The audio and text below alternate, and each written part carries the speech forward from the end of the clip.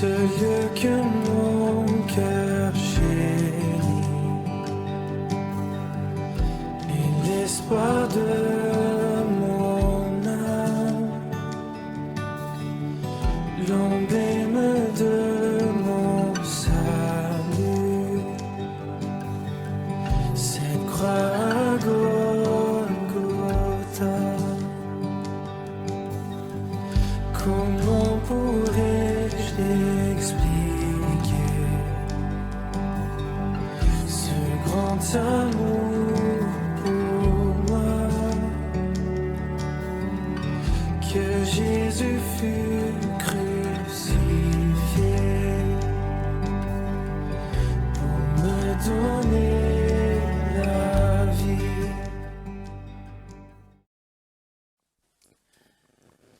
Bonjour à tous, encore heureux ce matin de pouvoir partager ce moment de louange avec vous. Et pour commencer, je vous propose qu'on puisse ensemble lire un texte de la Bible et c'est Myriam qui va nous l'apporter. Voilà, bonjour chers frères et sœurs, chers amis, je suis heureuse de vous retrouver encore pour ce temps de louange et je vous inviterai à chanter avec nous bien évidemment. Je voudrais vous partager ces versets bibliques, c'est un psaume de David, une partie du psaume 108. Mon cœur est affermi, ô Dieu, je chanterai, je ferai retentir mes instruments, c'est ma gloire.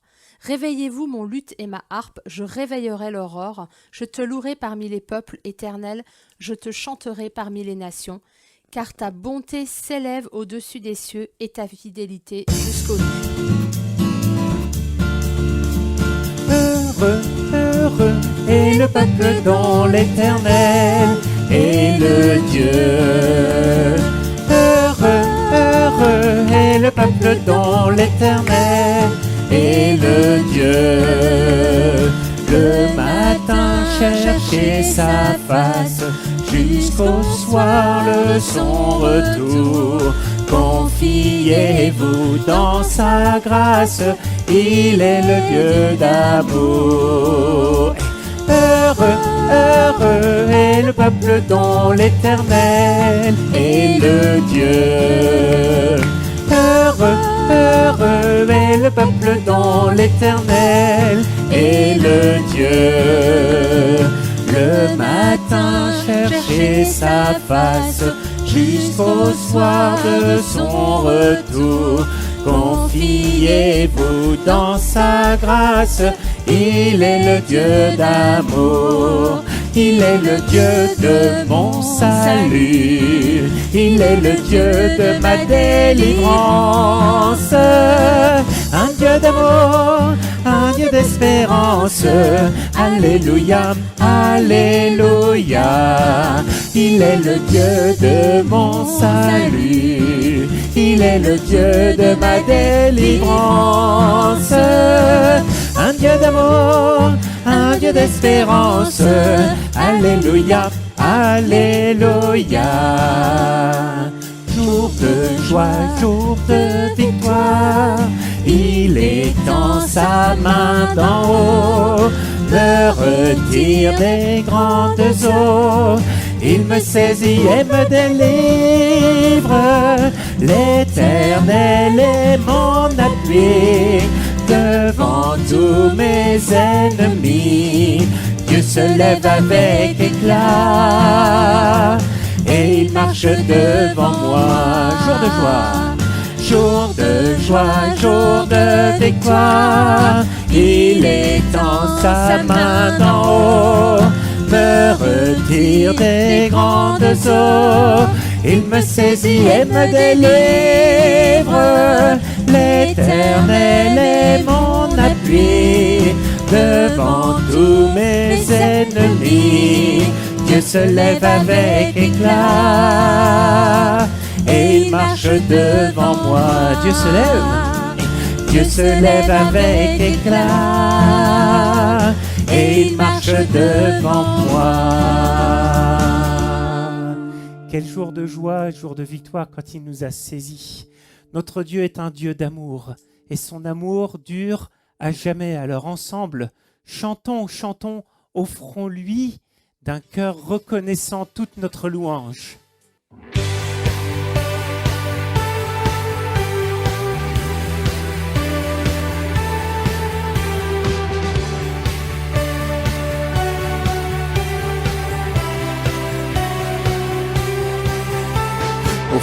Seigneur, reconnaissance, son amour durera jamais. Car il est bon, il est au-dessus de tout. Son amour durera jamais. Chantons, chantons. Une main puissante et un bras tendu, son amour durera jamais. Il nous a donné une vie nouvelle, son amour durera jamais. Chantons, chantons, chantons, chantons. À jamais Dieu est fidèle, à jamais Dieu est grand, à jamais Dieu est avec nous, à jamais, à jamais.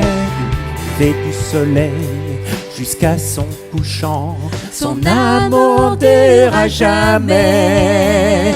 Par la grâce de Dieu nous persévérons, son amour durera jamais. Chantons, chantons,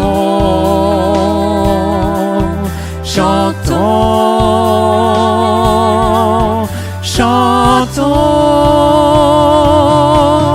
À jamais Dieu est fidèle, à jamais Dieu est grand, à jamais Dieu est avec nous, à jamais, à jamais, à jamais Dieu est fidèle, à jamais Dieu est grand, à jamais Dieu est avec nous, à jamais, à jamais, à jamais.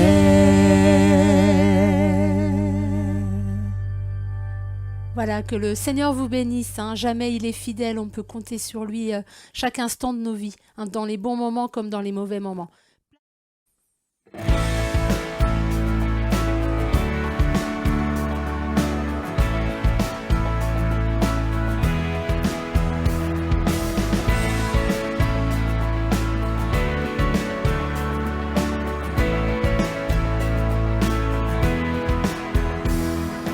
Comme au jour du prophète Élie, qui parlait au nom du Seigneur,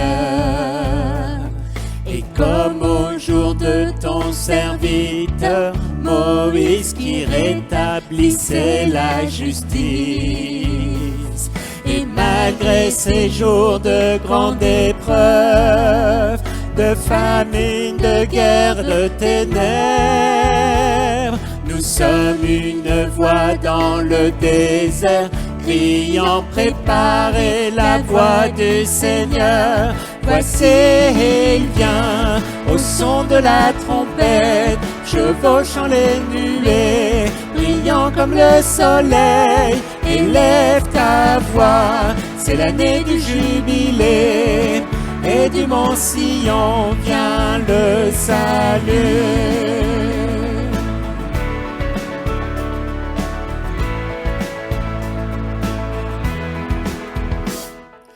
Comme dans la vision d'Ézéchiel, les eaux desséchées reprennent vie.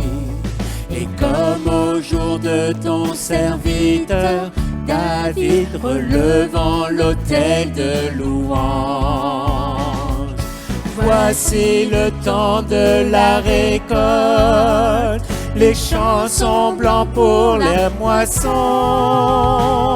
Nous sommes ouvriers de la vigne du Seigneur, proclamant la parole de Dieu. Voici, il vient, au son de la trompette, chevauchant les nuées, brillant comme le soleil. Élève ta voix, c'est l'année du jubilé, et du mont Sion vient le salut. Voici, il vient, au son de la trompette, chevauchant les nuées, brillant comme le soleil, élève ta voix, c'est l'année du jubilé, et du mont Sion vient le salut.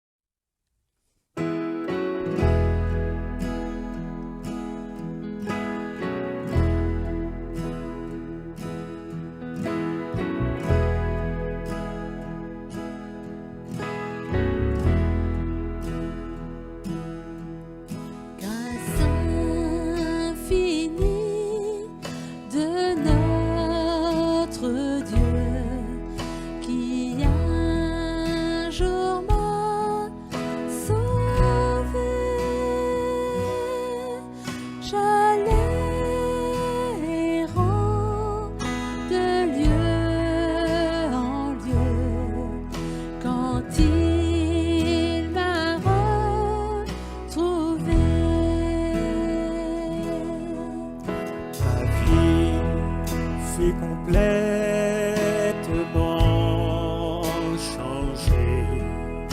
Alors qu'en lui j'ai cru, depuis ce jour de tous les dangers, sa grâce m'a secouru. Mes chaînes enfin sont enlevées. Mon Dieu sauveur m'a racheté de son pardon. Il m'envahit, amour divin, grâce infinie. Dans mes épreuves et mes labeurs, toujours suffit sa grâce. Je peux compter sur sa faveur à chaque instant qui passe. Quand nous aurons pendant 1000 ans célébré ses louanges, nous pourrons encore au commencement lui offrir nos orages. Les chaînes enfin sont enlevées. Mon Dieu sauveur m'a racheté de son pardon. Il m'envahit, amour divin, grâce infinie. Mes chaînes enfin sont enlevées. Mon Dieu sauveur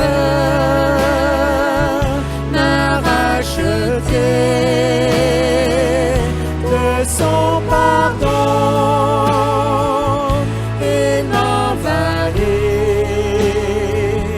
amour divin, grâce infinie, amour divin, grâce infinie, amour divin, grâce infinie.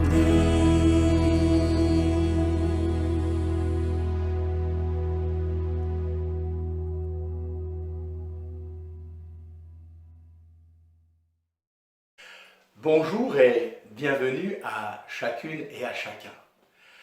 Nous allons ensemble passer encore quelques instants, quelques minutes autour de la parole de Dieu et nous croyons que encore aujourd'hui, encore ce matin, elle reste d'actualité pertinente pour chacune et chacun d'entre nous et nous voulons avoir faim et soif d'entendre, de recevoir le conseil de Dieu pour notre vie. Lorsque, bien sûr, je me suis tenu devant le Seigneur pour ce qui concerne le partage de la parole de Dieu, en ce qui nous concerne aujourd'hui, une pensée est venue là comme se graver dans mon cœur et je veux croire qu'elle vient du Seigneur et je voudrais la partager avec vous ce matin. Et pour introduire ce temps de partage, j'aimerais vous inviter à venir avec moi dans le livre de Néhémie au chapitre 6. Dans ce chapitre, nous allons considérer les versets 15 et 16 et d'une manière plus particulière, le verset 15e qui sera la base, l'introduction pour notre temps de partage et cela va nous amener vers quelques pistes de réflexion que chacune et chacun d'entre nous, nous puissions encore être visités par l'action de Dieu, par l'action du Saint-Esprit dans nos vies et que ce que nous allons partager puisse être source encore d'encouragement, de grâce au nom de Jésus, celui qui est à nos côtés, celui qui est avec nous chaque jour et jusqu'à la fin de ce monde puisqu'il s'y est engagé. Nous venons ensemble dans Néhémie, donc au chapitre 6, et nous lisons les versets 15 et 16e que vous avez certainement trouvés maintenant dans la parole de Dieu. Dans ma version ici, ce petit chapitre s'intitule « La muraille achevée ». La muraille fut achevée le 25e jour du mois d'Élul, en 52 jours. Lorsque tous nos ennemis l'apprirent, toutes les nations qui étaient autour de nous furent dans la crainte, elles éprouvèrent une grande humiliation et reconnurent que l'œuvre s'était accomplie par la volonté de notre Dieu. Amen. Et j'ose dire, gloire à Dieu. Verset 15e. La muraille fut achevée le 25e jour du mois d'Élul en 52 jours. Amen. Voilà ce qui est vraiment venu là se loger dans mon cœur et que je voudrais partager avec vous. Ici, bien sûr, le Seigneur connaît toutes choses, le détail, le jour, le mois, l'année, où tout change, où les choses aboutissent. Mais d'une manière particulière, dans ce que nous avons lu, il y a un chiffre qui m'a interpellé, c'est le chiffre 52. 52 jours pour que la muraille soit achevée, que les choses arrivent à leur terme. Frères et sœurs, amis qui nous suivez ce matin, vous le savez, je ne vais rien vous apprendre, une année est constituée de 52 semaines. Et nous arrivons tout doucement au terme de l'année 2020. Certes, une année tellement particulière qui va laisser de nombreuses marques dans les vies, qui va nourrir des souvenirs. Peut-être certains seront réjouissants et nous voulons le croire, parce que Dieu a tout de même agi, manifesté sa grâce et sa gloire. Durant cette année, il s'est révélé, plusieurs se sont engagés, beaucoup de choses ont été vécues. Peut-être aussi, notre foi a-t-elle été affermie, ou ce temps nous a permis de faire comme un bilan de santé spirituelle et de nous apercevoir qu'il y avait encore dans nos vies des choses qui devaient être menées à leur terme, qui devaient aboutir. Et d'autres souvenirs qui seront plus douloureux pour certains, des épreuves, des séparations, bref, toutes sortes de choses. Mais quoi qu'il en soit, ce que nous croyons, c'est que Dieu achève toujours ce qu'il a commencé. Et certainement pour cette année 2020, le Seigneur avait déposé dans notre cœur un projet, plusieurs projets. Alors posons-nous cette question, puisque nous arrivons au terme de cette année, de ces 52 semaines, pouvons-nous dire que l'œuvre fut achevée et que c'était la bonne main de Dieu qui avait réalisé ces choses, qui a réalisé ces choses? Peut-être ce matin, avons-nous besoin, eh bien, de nous arrêter. Et puisqu'il nous reste quelques jours avant la fin de cette année, peut-être ces jours sont-ils suffisants pour que, eh bien, Dieu puisse achever ce qu'il a commencé, ou peut-être sont-ils des jours qui doivent nous amener à reconsidérer nos voies, afin que, eh bien, les jours qui viennent, pourquoi pas l'année qui vient, soit l'année où vraiment les choses seront achevées selon la volonté de Dieu et pour sa gloire. Nous allons demander au Seigneur sa grâce sur ces moments et qu'il puisse nous bénir chacune, chacun en particulier. Nous prions. Seigneur, nous nous adressons à toi ce matin à travers la prière puisque c'est le moyen que tu nous as donné afin de communiquer, d'échanger avec toi d'une manière particulière. Et oui, ce matin, nous voulons te demander de nous faire grâce, que ton conseil, ta parole puisse trouver une écoute favorable dans notre cœur. Que tu puisses agir. Et peut-être, oui Seigneur, eh bien que tu puisses encourager ma sœur, mon frère, que tu puisses trouver, Seigneur, peut-être comme quelque chose qui correspondrait à un nouveau départ. Seigneur, un nouveau zèle, un nouveau désir de te voir achever l'œuvre que tu as commencée et que nous puissions être des participants à cette œuvre, ce que tu as préparé d'avance pour que nous le pratiquions. Seigneur, notre désir, c'est que tu sois glorifié dans nos vies et à travers nos vies. Alors je te prie de nous parler ce matin à chacune et à chacun en particulier et d'accorder à ton serviteur ton esprit afin que cette parole soit tienne et que tu puisses la confirmer dans les vies pour l'unique gloire de ton nom. Nous te prions notre Père dans le nom glorieux de Jésus qui nous rassemble ce matin. Amen. On trouve dans la parole de Dieu, bien sûr, beaucoup d'exemples qui sont comme autant d'encouragements pour notre foi, pour notre marche de la foi quotidienne, journalière. Et parmi ces exemples, entre autres, oserais-je dire, eh bien, il y a Néhémie. Rien que la signification de son nom est un message, puisque cela signifie l'Éternel a consolé. Et quand, comme nous le sommes des lecteurs de la parole de Dieu, nous lisons le livre de Néhémie, nous voyons bien comment il fut un instrument entre les mains de Dieu pour la consolation de son peuple. Néhémie, simplement pour revenir sur le personnage en lui-même, c'est un juif qui n'habite pas à Jérusalem. Il vit en Perse et il travaille dans le palais d'Artaxerxès. Et Néhémie a un travail très particulier, mais en même temps, eh bien, qui prouve la confiance qui lui est accordée. Il est celui qui est l'échanson ou, pour simplifier peut-être, il est le porte-coupe, le porte-verre, le porte-coupe du roi. En effet, à cette époque, parfois, eh bien, de mauvaises personnes mettaient du poison dans la coupe du roi. Et le travail, la responsabilité de Néhémie, eh bien, c'était de goûter la boisson en premier pour s'assurer qu'il n'y avait pas de poison.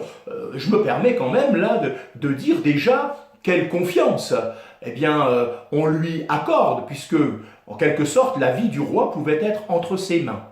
Et lui, je pense, eh bien, quelle confiance en Dieu qui était capable de le garder très certainement, même s'il y avait eu du poison. Et nous le croyons, eh bien, Dieu aurait manifesté sa grâce.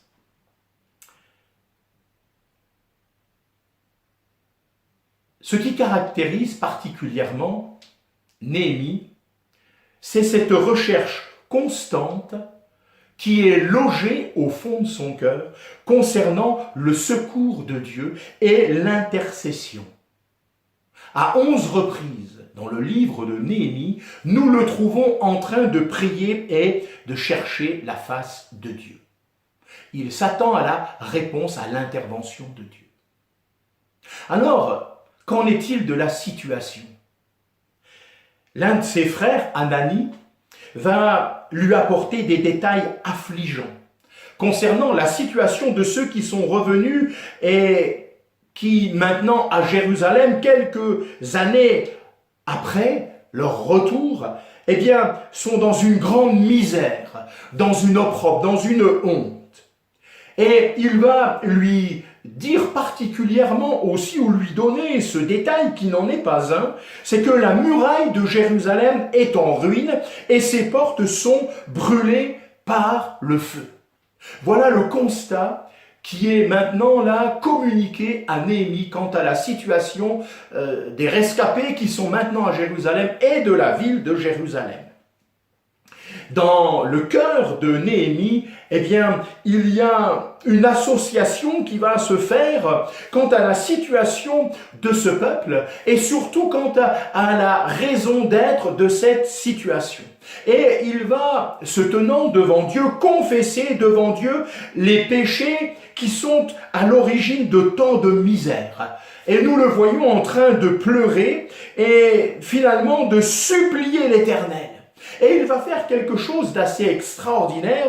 Il va rappeler les merveilleuses promesses concernant ceux qui gardent ses commandements. En effet, l'Éternel avait promis de les ramener en cas de repentance, même s'ils étaient dispersés au bout des cieux.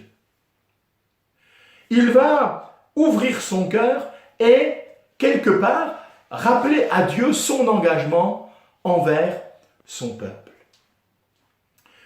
Peut-être, je le disais en introduction, y a-t-il une œuvre qui n'a pas pu aboutir, qui n'a pas pu être amenée à son terme, être achevée dans notre vie? Laissons le Saint-Esprit peut-être nous révéler ces choses. Ou peut-être nous en sommes déjà conscients et conscients.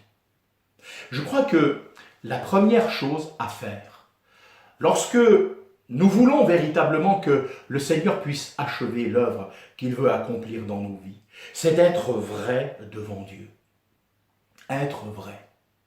Laissez le Seigneur par son esprit sonder nos cœurs, nos reins, nos pensées et nous montrer si nous nous sommes égarés, si nous nous sommes mis là maintenant sur une mauvaise voie. Est-ce que nous pratiquons une voie qui n'est pas celle de la volonté de Dieu? Et alors, oui, pleurer. Pleurer ici, bien sûr, pour moi, cela évoque la véritable repentance. Ce désir maintenant d'abandonner une mauvaise voie pour revenir sur le chemin de Dieu. Peut-être ce matin, avons-nous, ai-je besoin, de sincèrement et de tout mon cœur, de tout notre cœur, chacune, chacun pour sa part, de faire ce constat et de laisser le Saint-Esprit agir en nous. Il va confesser les péchés du peuple. Peut-être avons-nous besoin, as-tu besoin, de confesser ton péché avec ce réel désir de l'abandonner. C'est ce qui va caractériser la démarche de Néhémie. C'est comme cela que les choses vont débuter, avec ce temps où il va se tenir dans la présence de Dieu, cherchant sa face, et où il va, confesser les péchés. Il va s'associer au peuple et demander pardon à Dieu. Ensuite, il va entreprendre une autre démarche. Il va aller se présenter devant Artaxerxès.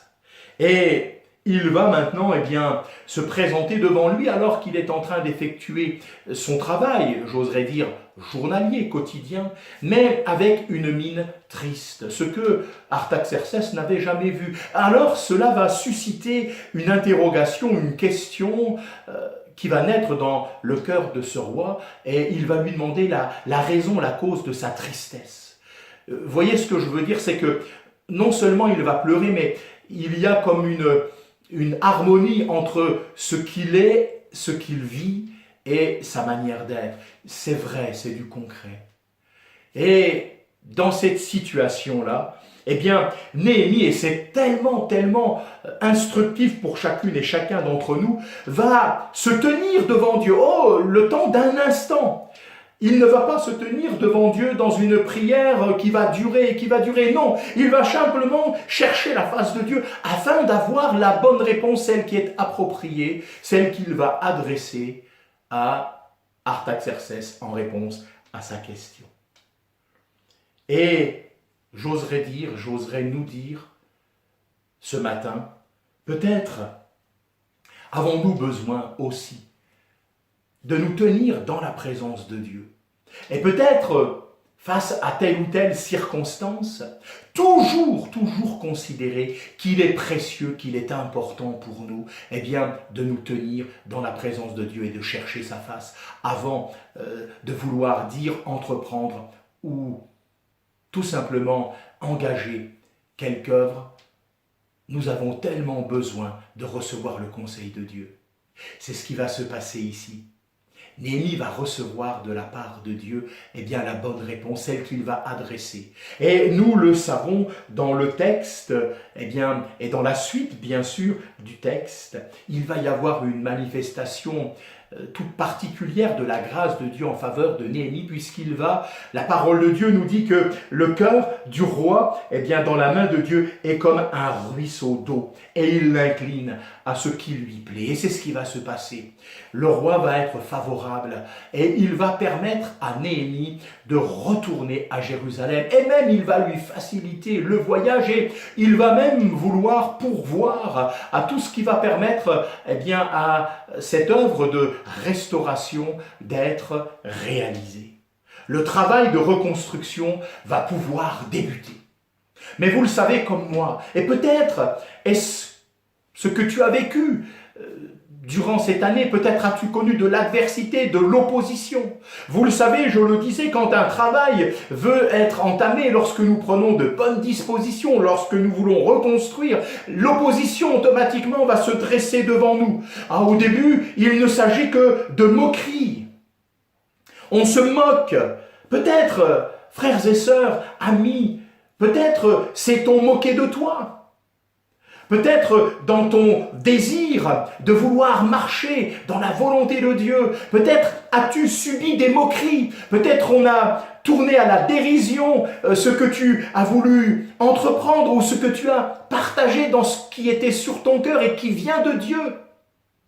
Mais ce que je remarque ici, c'est que Néhémie, ses compagnons, ils ont tout placé sous le regard de Dieu. Et à partir de ce moment-là, ils n'accepteront pas de se laisser décourager.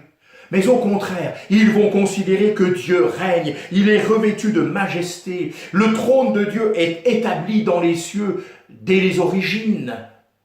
Et il n'a rien à craindre. Et ce qui compte, en réalité, dans le cœur de Néhémie, ce n'est pas ce que les autres vont pouvoir dire de lui, mais c'est ce que Dieu va pouvoir lui considérer concernant sa propre vie, sa propre existence. L'opposition des ennemis. Il va y avoir, alors que on est informé de la reconstruction de la muraille. Il va y avoir de l'adversité. Je pense à Sanballat qui va se mettre en colère. En effet, il est obligé de constater que ces faibles juifs travaillent avec zèle, avec ardeur, et qu'ils travaillent pour Dieu. Vous savez, ce que je crois, c'est que l'adversaire comme Sanballat ici, le monde qui nous entoure, essaye toujours de tourner au ridicule le fait que nous voulions nous engager à l'œuvre de Dieu, que nous voulions nous séparer, puisque la muraille, elle était faite pour protéger, mais elle était faite aussi pour séparer, ceux de Jérusalem avec les gens du dehors. Et quand dans notre cœur, il y a ce désir de s'engager, de travailler pour l'œuvre de Dieu, pour le royaume de Dieu, pour reconstruire, quand dans notre cœur naît ce réel désir de nous séparer de ce monde, de sa mentalité, de tout ce qui est aujourd'hui malheureusement devenu monnaie courante. Et on le voit de toutes sortes de manières, comment le péché est banalisé, comment on tire vers le bas. Et lorsqu'on prend position, quand on veut se séparer de cette mentalité, automatiquement, il y a de l'adversité. Et peut-être, après les moqueries, peut-être, on a voulu te tourner au ridicule. Peut-être des gens se sont moqués de toi dans ton désir de vouloir être là et te tenir dans la présence de Dieu. Mais peu importe. Ce qui compte, l'essentiel, c'est de marcher dans ce que Dieu a voulu, a préparé d'avance. Comme je l'ai déjà évoqué, Dieu a préparé de bonnes œuvres afin que nous les pratiquions. Et ça, le monde ne pourra jamais le nier parce que le Seigneur est à nos côtés et qu'il va nous accompagner et qu'il va manifester sa grâce et que sa gloire va se manifester. Alors ne nous laissons pas troubler par des réflexions qui seraient là pour nous décourager. Et au lieu d'entrer en discussion avec l'adversaire, avec celles et ceux qui voudraient comme nous décourager, nous mépriser, alors considérons que le Seigneur est à l'œuvre à nos côtés et que nous pourrons être aidés exactement de la même manière.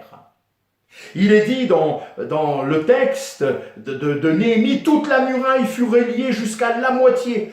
Et quand nous considérons que les gens qui sont en train de travailler ne sont pas tous des tailleurs de pierre, ne sont pas, permettez-moi, pas tous des maçons, des bâtisseurs, comment Dieu les a qualifiés? Quand on considère la taille des pierres qu'il fallait déplacer pour reconstruire la muraille, comment Dieu a été à leur côté, leur donnant de la force, de l'intelligence, afin de réussir à reconstruire pierre après pierre cette muraille, afin que l'œuvre soit achevée, c'est ce que nous avons partagé.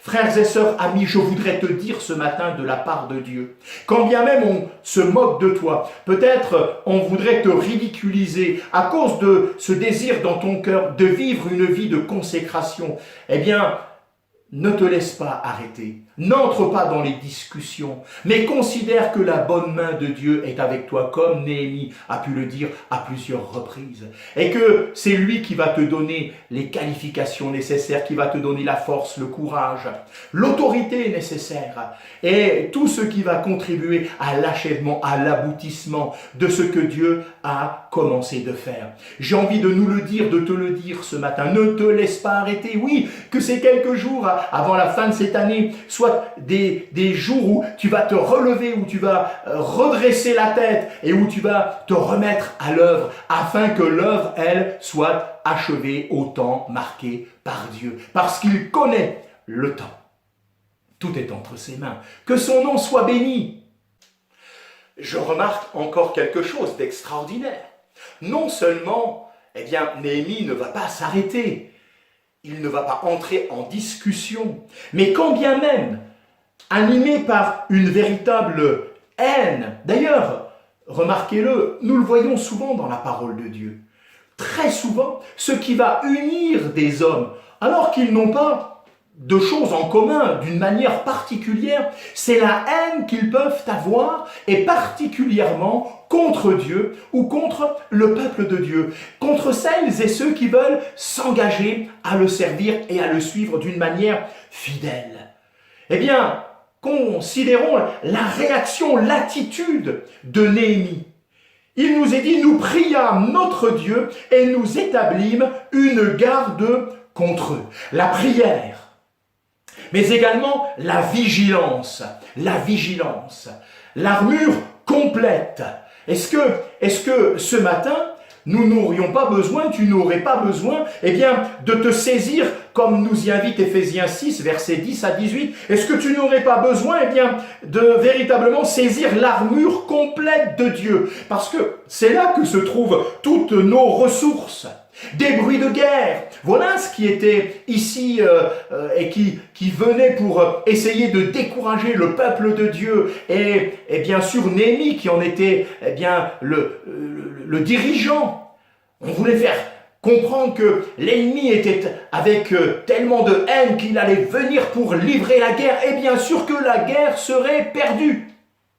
Alors, il y aura toujours la même réaction chez Néhémie, la prière, mais non seulement la prière, ensuite la bonne attitude.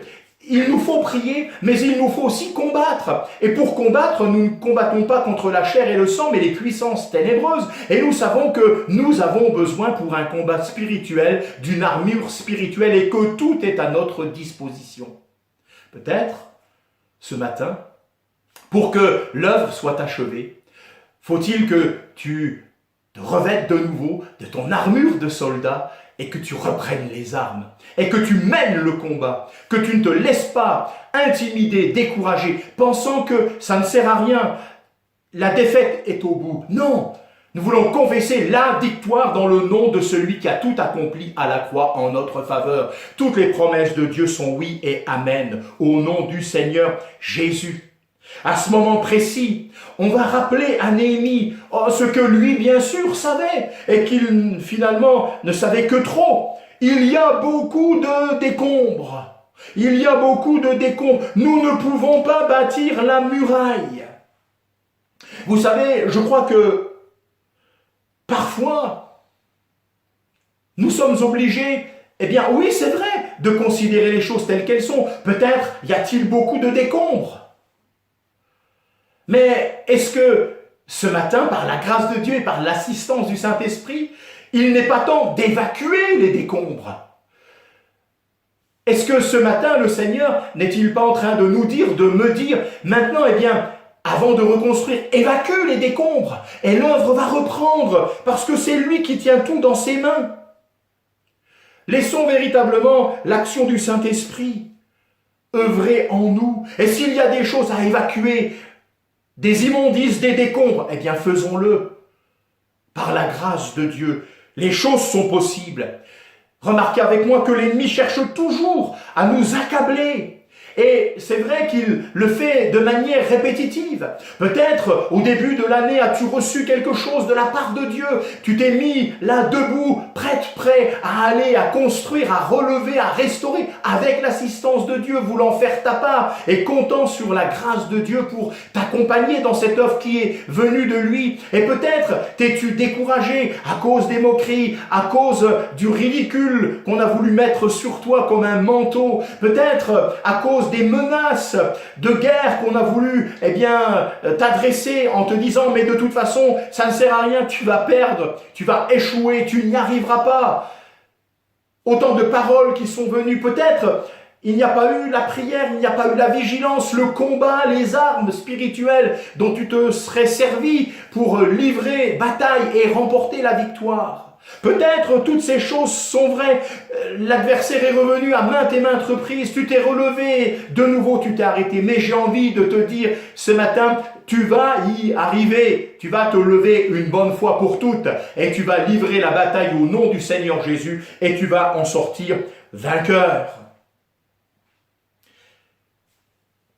Néhémie est un homme de foi, Néhémie est un homme courageux. Et Néhémie, c'est quelqu'un qui va encourager les autres à s'activer dans leurs tâches. Il va dire, ne les craignez pas, souvenez-vous du Seigneur qui est grand et qui est terrible et combattez. Alors, bien sûr, il va y avoir de nouvelles tentatives de l'adversaire pour essayer encore de décourager, d'affaiblir le peuple et encore d'atteindre Néhémie. L'adversaire maintenant va remplacer ou changer de technique après une opposition ouverte partant de tentatives de ruse. Eh bien, il va essayer de s'en prendre directement à Néhémie. Ils vont lui faire, ses ennemis, des propositions afin, quelque part de détendre l'atmosphère, afin que les choses se règlent, permettez-moi de le dire ainsi, à l'amiable. Peut-être chercher un terrain de compromis. Et là encore, nous voyons que Néhémie n'acceptera jamais la compromission, le compromis. Il est incorruptible et il va rester incorruptible.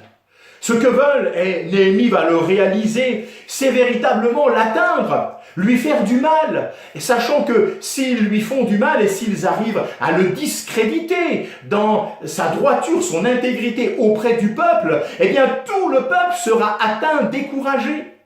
Et qu'ainsi, l'œuvre ne pourra pas aboutir parce que la seule volonté des ennemis ici de Néhémie et du peuple de Dieu, c'est que la muraille ne soit pas reconstruite, que Jérusalem reste véritablement accessible, qu'il n'y ait pas de protection, qu'elle ne soit pas séparée, qu'il puisse quelque part y avoir des assauts qui livreraient Jérusalem entre leurs mains. Ici, Néhémie encore va rester d'une droiture extraordinaire. On veut le faire sortir de Jérusalem pour l'amener là dans la vallée, un village de la vallée d'Ono. On essaye tellement et de toutes sortes de manières aujourd'hui de faire sortir les enfants de Dieu de la maison de Dieu, de la présence de Dieu, permettez-moi, du lieu où Dieu bénit. Lorsque nous sommes dans sa présence, c'est là la source de toute bénédiction. Et l'adversaire veut nous faire quitter le lieu de la bénédiction. Il veut faire en sorte que la brebis quitte la bergerie, parce qu'il sait que si elle quitte la bergerie, qu'elle n'est plus sous la protection du divin pasteur, du divin berger, elle est en danger. Et son espérance de vie est très limitée. Que Dieu nous accorde sa grâce afin que nous soyons et que nous demeurions toujours des brebis du troupeau et que nous soyons dans l'enclos, dans la bergerie, que nous soyons véritablement dans l'Église et que nous soyons sous l'autorité du divin pasteur qu'est notre Seigneur Jésus-Christ. À 4 reprises, l'offre va lui être faite de venir à la rencontre afin de discuter avec ceux qui finalement ne sont que des ennemis et qui n'ont que l'apparence de la réconciliation mais qui n'en exercent pas le ministère, bien au contraire. Et de la même manière, à chaque reprise, Néhémie va répondre. Et voilà ce qu'il va dire. Je fais un grand travail, je ne puis descendre. Pourquoi le travail cesserait-il pendant que je quitterai et que je descendrai vers vous? C'est ce que nous trouvons au chapitre 6, le verset 3. Je fais un grand travail, je ne puis descendre. Pourquoi le travail cesserait-il pendant que je quitterai et je descendrai vers vous? Attention à ces déclarations qui voudraient, soi-disant, nous faire sortir du terrain de la bénédiction pour nous apporter une parole qui pourrait nous faire du bien. Il n'y a que la parole de Dieu qui puisse nous faire du bien et que nous puissions nous y soumettre pour notre plus grand bonheur. Lorsqu'il y a la 5e tentative, il va y avoir un changement de technique. Ils vont réellement manifester leurs intentions. Ils vont écrire une lettre ouverte à ses adversaires. Et ils vont demander à ce que chacun prenne connaissance de cette lettre. Et ce qui va nourrir cette lettre, ce n'est que le mensonge. Ils veulent faire croire que Néhémie veut se révolter contre le roi. Et c'était bien sûr à cette époque une accusation très grave. Et ils cherchent même à trouver à leur côté, à enrôler de leur côté des gens tels que Gachmu. Quelqu'un certainement qui devait s'exprimer de la bonne manière. Et ils vont expliquer, mais d'une manière relativement vague, que Néhémie songe à devenir le roi des Juifs et qu'il a établi des prophètes pour répandre ce bruit dans tout Jérusalem en proclamant « Il y a un roi en Juda ». C'est ce que nous trouvons au verset 6 et 7 du chapitre 6. Calomnier. Voilà ce qu'ils veulent faire. Ils veulent calomnier. Viens donc maintenant, tenons conseil ensemble, vont-ils ajouter au verset 7. Et là encore, Néhémie fait preuve d'une sagesse qui, disons-le, vient véritablement de Dieu. Et il va répondre à Sanballat. Aucune des choses dont tu parles n'a eu lieu, mais tu les inventes dans ton propre cœur. Et il va de nouveau encore, s'attendre à Dieu, se placer sous l'autorité de Dieu, en lui disant, maintenant donc, fortifie mes mains. Éternel, fortifie mes mains. Et nous le savons, le Seigneur va être à ses côtés. Ah, amis, frères, sœurs, peut-être ce matin as-tu besoin de dire, oh Seigneur, fortifie mes mains. Peut-être as-tu été accusé, peut-être y a-t-il eu du mensonge, de la calomnie te concernant, et cela t'a atteint, découragé. Alors, ce matin, bien que tu puisses dire, Seigneur, je veux maintenant repousser ces choses, tu connais mon cœur, et si tu es dans la droiture et l'intégrité, tu n'as rien à craindre, Dieu est avec toi, il va fortifier tes mains pour que tu puisses reprendre le travail en comptant sur sa grâce. Ça ne va pas s'arrêter, il va y avoir maintenant des choses qui vont être dites, des tentatives encore pour faire peur à Néhémie. On va lui faire croire que quelqu'un va venir pour le tuer. Et on va lui dire que la seule manière finalement de se protéger pour Néhémie, c'est d'aller dans le temple. Mais finalement, Néhémie, là encore, va rester dans la droiture, il n'est ni sacrificateur ni lévite, il n'a pas le droit d'entrer dans le temple et encore moins d'y entrer, d'y rester pour se cacher là. Il y a une autre crainte, au-delà de la crainte des paroles même d'une menace de mort, fut-elle ici réelle, ce qui n'est pas le cas. la crainte de Dieu dans le cœur de Néhémie est plus forte que la crainte des mauvaises nouvelles et des menaces. Ô Seigneur, accorde-nous ta grâce pour que nous soyons toujours dans cette crainte respectueuse qui t'honore. Face à tout ce qui voudrait venir là nous décourager, nous arrêter, eh bien, Seigneur, qu'il y ait cette crainte qui t'est due et qu'elle puisse ainsi honorer encore ton nom dans nos vies et à travers nos vies. Il va dire, un homme comme moi fuirait-il? Et quel homme comme moi entrerait dans le temple et vivrait? Et il ne va pas sortir du seul chemin qu'il a toujours pratiqué, du seul sentier sur lequel il a toujours marché et progressé, le chemin, le sentier de l'obéissance à Dieu. Lorsque nous sommes engagés dans le combat pour le Seigneur, l'adversaire va essayer de placer devant nous tant d'obstacles, tant de pièges, avec tant de subtilité. La seule manière pour nous de pouvoir y échapper, la seule manière que Dieu nous propose pour aboutir, pour que l'œuvre, comme ici la muraille, soit achevée, c'est de demeurer en contact avec lui. Un contact étroit. Nous le voyons. Il va même y avoir des prophètes, même une prophétesse qui va collaborer avec les ennemis. C'est vrai que malheureusement parfois nous avons à lutter non seulement avec le dehors mais le dedans, parce que l'adversaire va essayer bien de corrompre, de compromettre. Mais là encore, nous voulons compter sur la grâce de Dieu afin que nous ayons la sagesse, le discernement et qu'ainsi l'œuvre de Dieu puisse s'accomplir. Et c'est lui qui s'occupera de chacune et de chacun. Il rendra compte à chacun devant lui pour ses œuvres. Mais que nos yeux soient toujours fixés sur lui. La muraille est achevée. Tout est possible à Dieu. Et il n'y a aucune différence. Le Seigneur n'a pas changé. S'il a aidé Néhémie, s'il a aidé son peuple à cette époque, nous voulons croire, je veux croire qu'il est toujours capable de nous aider aujourd'hui. Et si nous sommes sans force, si nous n'avons plus de force, mais si nous désirons rester fermement appuyés sur lui, les ennemis, eux, seront humiliés. Et c'est l'Éternel qui va remporter la victoire. Parce que l'Éternel, ici, continuellement est intervenu en faveur de son peuple, en faveur de Néhémie. Et il connaîtra toujours il connaîtra toujours, la fidélité de Dieu, l'intervention de Dieu, celui qui se confie en l'Éternel. Que Dieu nous accorde sa grâce et que nous puissions encore apprendre de cette histoire de Néhémie, combien il est bon pour nous de marcher fidèlement dans ses voies. Je voudrais conclure en disant que Néhémie est un exemple de fidélité. Néhémie est un exemple de persévérance. Alors qu'il était éloigné de son pays, il n'a jamais perdu l'espoir non seulement d'y retourner, mais de pouvoir être un instrument entre les mains de Dieu. Il a toujours placé sa confiance en Dieu. Il n'a jamais failli. C'était un guerrier de prière.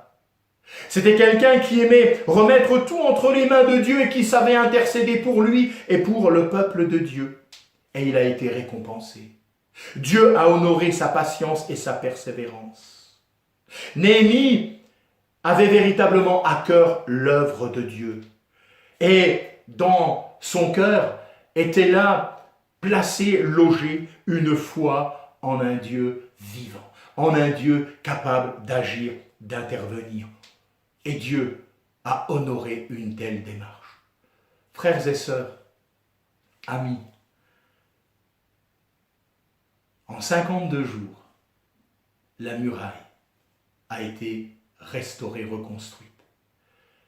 Plaise à Dieu qu'au terme de cette année, de ces 52 semaines, l'œuvre de Dieu puisse s'achever dans notre vie, en tout cas pour ce qui concerne ce que Dieu a mis dans notre cœur. Et si nous avions besoin de reprendre le combat, eh bien que cette force, cette foi, ce dynamisme, cette prière, cette intercession, cette persévérance qui caractérise Néhémie soit nôtre. Et que face à l'adversaire et à toutes ces techniques pour nous décourager, eh bien nous puissions prendre la victoire au nom de celui qui a déjà tout accompli sur la croix, au nom du Seigneur Jésus. Que le Seigneur vous bénisse richement. Nous allons lui demander encore sa grâce. Merci Seigneur pour ta parole et ton conseil. C'est tellement précieux pour nous de pouvoir plonger nos regards et découvrir encore que tu es le Dieu fidèle. Oh Seigneur, merci pour cet exemple. Oui Seigneur, nous voulons croire que tout est possible, qu'il n'y a rien d'impossible à Dieu et que tout est possible à celui qui croit. Nous voulons confesser ton nom. Et ce matin, je te prie pour un temps de grâce, de restauration, d'encouragement, un temps de victoire. Oui, cette année arrive à son terme, mais il reste encore quelques jours pour, Seigneur, peut-être te permettre de nous trouver fidèles et pour que nous puissions voir ta gloire se manifester d'une manière particulière. Pour que le témoignage de tes enfants, de ton peuple, soit vraiment un témoignage qui t'honore. Que nous soyons de ces femmes, de ces hommes, des guerriers de prière. Que nous soyons selon ton cœur, Seigneur. Merci encore de bénir ma sœur, de bénir mon frère. Oh Seigneur, tu ne fais pas de reproches. Tu viens pour nous encourager et nous dire que tu es à nos côtés. Nous voulons dire oui, nos adversaires, qu'ils puissent reconnaître que c'est la main de notre Dieu qui a accompli ces choses, que c'est au nom de l'Éternel que les choses deviennent possibles, et qu'ainsi tu sois glorifié, notre Père. Amen. Que le Seigneur vous bénisse richement encore, et que sa grâce soit votre partage, et qu'ainsi sa bénédiction demeure sur vous, dans vos maisons, sur vos proches. Nous arrivons à un temps particulier aussi, de fête, de famille, bien sûr avec un contexte particulier, des précautions particulières qui doivent être nôtres, comme un témoignage rendu aussi autour de nous. Que le Seigneur vous bénisse dans vos familles, avec les vôtres. Qu'il bénisse votre témoignage, que le Saint-Esprit vous conduise. Oui, peut-être aurez-vous à répondre à des questions, et comme Néhémie, cherchez même si c'est d'une manière courte, mais la pensée de Dieu pour apporter les bonnes réponses à ces questions. Que le Seigneur vous bénisse, qu'il vous accorde sa grâce. Nous nous retrouverons dans la maison de Dieu et nous partagerons des moments ensemble dans la communion fraternelle. Nous nous attendons encore à la manifestation là de la grâce de Dieu dans ce domaine. Et en attendant, passez de bonnes fêtes de fin d'année. Que Dieu vous bénisse richement, qu'il vous accorde sa grâce. Et oui, je l'ai déjà dit, mais permettez-moi, je veux le répéter, que sa bénédiction, celle qui n'est suivie d'aucun chagrin, soit votre partage, et qu'ainsi, bénis, vous puissiez être en bénédiction autour de vous.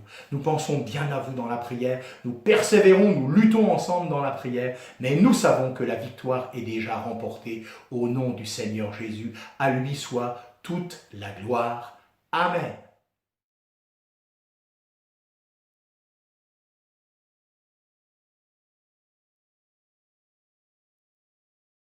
Peuple, orationne, élève ta louange.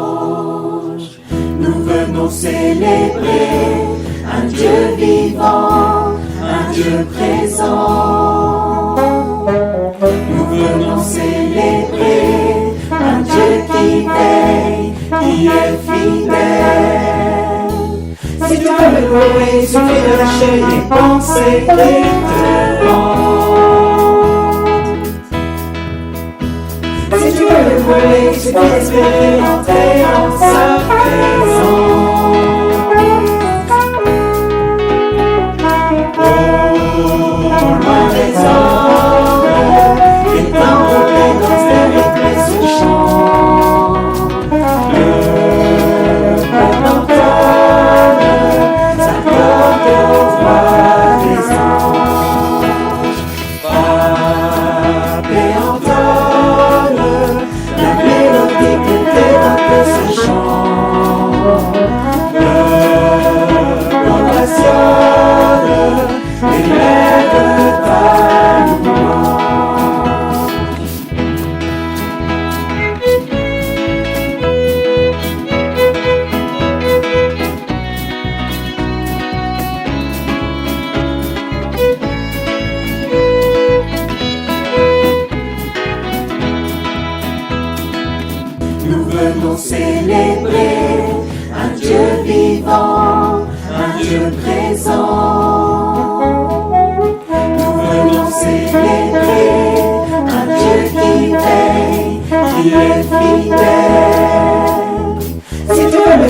il suffit de lâcher les pensées qui te hantent.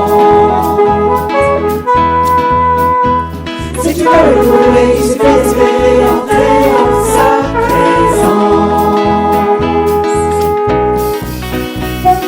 Oh, non résonne, les tambours dansent, les rythmes se chantent. Le peuple entonne, s'accorde aux voix des anges.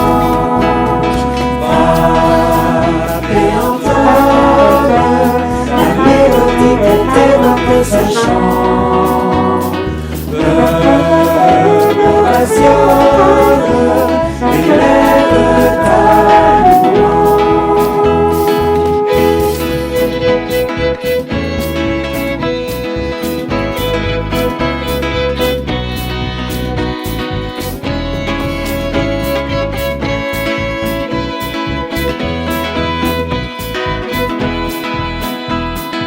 Frappe et entonne la mélodie que t'évoque ce chant. Peuple ovationne, élève ta louange.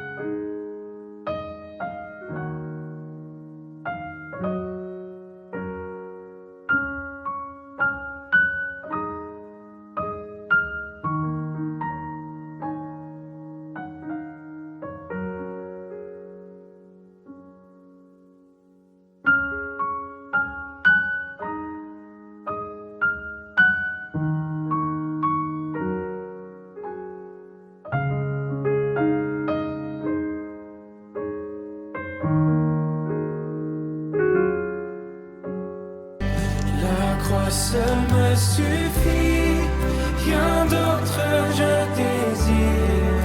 Ce qui m'était si cher, je considère comme une perte, afin de te connaître. Tout ce que je possède est pour moi sans valeur, car j'ai mesuré le prix et la croix seule me suffit.